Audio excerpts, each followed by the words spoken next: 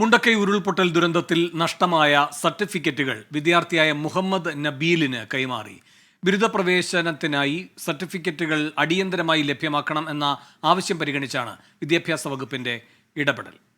സർട്ടിഫിക്കറ്റുകളെല്ലാം നഷ്ടമായി. എല്ലാം ആ ഒരു ഫയൽ അടക്കം പോയി. ഇപ്പോൾ എന്തിനു പ്രവേശനത്തിന് വേണ്ടിയിട്ടാണ് അടിയന്തരമായ ആവശ്യം വന്നത്? CUET എക്സാം എഴുതി.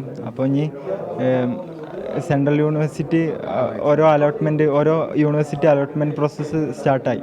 അപ്പോൾ അതിനുവേണ്ടി ആപ്ലിക്കേഷൻ അപ്ലോഡ് ചെയ്യണം അല്ലേ? ആപ്ലിക്കേഷൻ സ്റ്റാർട്ടായി. അപ്പോൾ അതിന് വേണ്ടിയിട്ടാണ്. അപ്പോൾ ഇവിടെ വന്നപ്പോൾ ഇത് മന്ത്രിയെ നേരിട്ട് തന്നെ അറിയിച്ചിരുന്നു അല്ലേ? ആദ്യം ഇവിടുത്തെ ഹെഡ് മാസ്റ്റർ അവരൊക്കെ അറിയിച്ചു. അപ്പോൾ പിന്നെ മന്ത്രി വരുന്നുണ്ടെന്ന് പറഞ്ഞപ്പോൾ മന്ത്രീൻ്റെ അടുത്തൊന്ന് സൂചിപ്പിച്ച് നോക്ക്, അപ്പോൾ കുറച്ചും കൂടി സ്പീഡാവും പറഞ്ഞു. അങ്ങനെ സിവിൽ സ്റ്റേഷനിൽ പോയി മന്ത്രിനെ ഏതായാലും പെട്ടെന്ന് ആഗ്രഹിച്ച പോലെ തന്നെ നടന്നു. സജോ ദേവസ്വ മേപ്പാടിയിൽ നിന്ന് കൂടുതൽ വിവരങ്ങളുമായി ചേരുന്നു. സജോ, ഈ നബീലിന്റെ ആവശ്യം എന്തായിരുന്നു? ഈ നബീൽ മാത്രമാണോ ഇങ്ങനെ ഈ കൂടുതൽ പഠനത്തിന് വേണ്ടിയുള്ള രേഖകൾ ആവശ്യമുള്ള വിദ്യാർത്ഥി?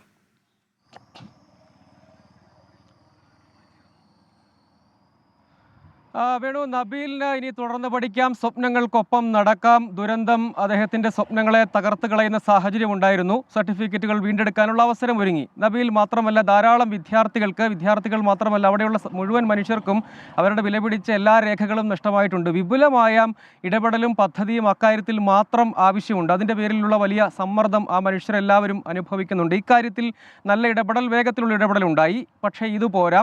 മുഴുവൻ വിദ്യാർത്ഥികൾക്കും അവരുടെ മിക്കവാറും ആളുകൾക്ക് അവരുടെ സർട്ടിഫിക്കറ്റിൽ അടങ്ങിയ ഫയലുകൾ ഉൾപ്പെടെ പൂർണ്ണമായും നഷ്ടമായിട്ടുണ്ട്. നബീലിൻ്റെ കാര്യത്തിൽ കേന്ദ്ര സർവകലാശാലയിൽ പ്രവേശനത്തിനുള്ള അപേക്ഷയോടൊപ്പം സമർപ്പിക്കേണ്ട രേഖ അടിയന്തരമായി SSLC സർട്ടിഫിക്കറ്റ് വേണം. അത് അപ്ലോഡ് ചെയ്യണം. അത് വളരെ വേഗത്തിൽ ഇപ്പോൾ അപ്ലോഡ് ചെയ്തില്ലെങ്കിൽ പിന്നീട് അവസരം നഷ്ടമാകുമെന്നതുകൊണ്ടാണ് അത് വേഗത്തിൽ കിട്ടി. പിന്നീട് അങ്ങോട്ടേക്ക് മറ്റ് വിദ്യാർത്ഥികളും ഒക്കെ സമാനമായ സാഹചര്യം നേരിടുന്നുണ്ട്. അതിന് വിദ്യാഭ്യാസ വകുപ്പ് വിശദീകരിക്കുന്നത് അതിനുവേണ്ടി വിപുലമായ അദാലത്ത് സംവിധാനം മാതൃകയിലുള്ള ക്യാമ്പുകൾ കേന്ദ്രീകരിച്ച്, അക്ഷയ കേന്ദ്രങ്ങൾ കേന്ദ്രീകരിച്ച്, ജില്ലാ വിദ്യാഭ്യാസ ഓഫീസുകളും ഒപ്പം കലക്ടറേറ്റും കേന്ദ്രീകരിച്ച് വേഗത്തിൽ തന്നെ നടപടികളിലേക്ക് കടക്കും. അവരെല്ലാം, അതായത് ഇവിടെ ദുരിതബാധിതരായ വിദ്യാർത്ഥികളുടെ കണക്ക് വിദ്യാഭ്യാസ വകുപ്പിനെ സംബന്ധിച്ചിടത്തോളം ഉണ്ട്. അവരെല്ലാം നേരിൽ തന്നെ അങ്ങോട്ട് സമീപിച്ചുകൊണ്ട് അവർക്ക് ആവശ്യമായ സഹായങ്ങൾ ചെയ്തു കൊടുക്കും എന്നാണ് അവർ പ്രഖ്യാപിച്ചിരിക്കുന്നത്. പക്ഷേ അത് കൃത്യമായി തന്നെ നടക്കേണ്ടതുണ്ട്.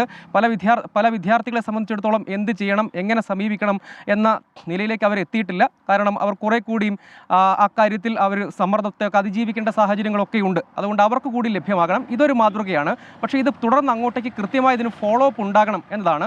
ഒപ്പം അത് റവന്യൂ വകുപ്പും മറ്റ് ബന്ധപ്പെട്ട വകുപ്പുകളും ചേർന്ന് നടത്തേണ്ട ഒന്നാണ്. കാരണം വിദ്യാഭ്യാസ വകുപ്പ് വിദ്യാർത്ഥികളുടെ കാര്യത്തിൽ ഇടപെടൽ നടത്തുന്നു. ആളുകൾക്കും അവരുടെ വിലപിടിച്ച എല്ലാ രേഖകളും നഷ്ടമായിട്ടുണ്ട്. അതിന് പ്രത്യേക പദ്ധതി തന്നെ ആവിഷ്കരിക്കാൻ തീരുമാനമെടുത്തിട്ടുണ്ട് എന്നാണ് വിദ്യാഭ്യാസ വകുപ്പ് ഉദ്യോഗസ്ഥരൊക്കെ തന്നെ, നേരത്തെ മന്ത്രി തന്നെയും അതാണ് വ്യക്തമാക്കിയത്. ഇവിടെ നബീലാണെങ്കിൽ ഉപരിപഠനത്തിന് കേന്ദ്ര സർവകലാശാലയിൽ പ്രവേശനം നേടണം. അവിടെ ആഗ്രഹിക്കുന്നത് പോലെയുള്ള കോഴ്സിന് പ്രവേശനം, അതിനിപ്പോൾ അലോട്ട്മെന്റുകളിലേക്ക് കടക്കുകയാണ്. അപേക്ഷ സമർപ്പിച്ചിരുന്നു നേരത്തെ. അലോട്ട്മെന്റുകളിലേക്ക് കടക്കുമ്പോൾ നമ്മൾ സർട്ടിഫിക്കറ്റുകൾ അപ്ലോഡ് ചെയ്യണം. അതുകൂടി ചേർത്താണ് പിന്നീട് അലോട്ട്മെന്റ് ലിസ്റ്റിൽ ഉൾപ്പെടാൻ സാധിക്കുക. നബീലിന്റെ സ്വപ്നം യാഥാർത്ഥ്യമാകുന്നത് അതുപോലെ മറ്റ് വിദ്യാർത്ഥികളെയും സമാനമായി ഉരുൾപൊട്ടൽ ദുരന്തത്തെ അതിജീവിച്ച മുഹമ്മദ് നബീലിനാണ് ഇപ്പോൾ വിദ്യാഭ്യാസ രേഖകൾ നൽകിയിരിക്കുന്നത്. ഇക്കാര്യത്തിലൊക്കെ വിദ്യാർത്ഥികൾക്ക് ആശങ്കയുണ്ടായിരുന്നു. എന്നാൽ ആശങ്കയുടെ ആവശ്യമില്ല എന്ന് വ്യക്തമാക്കുന്ന ഒരു വാർത്ത കൂടിയാണ് ഇപ്പോൾ പുറത്തു വന്നത്.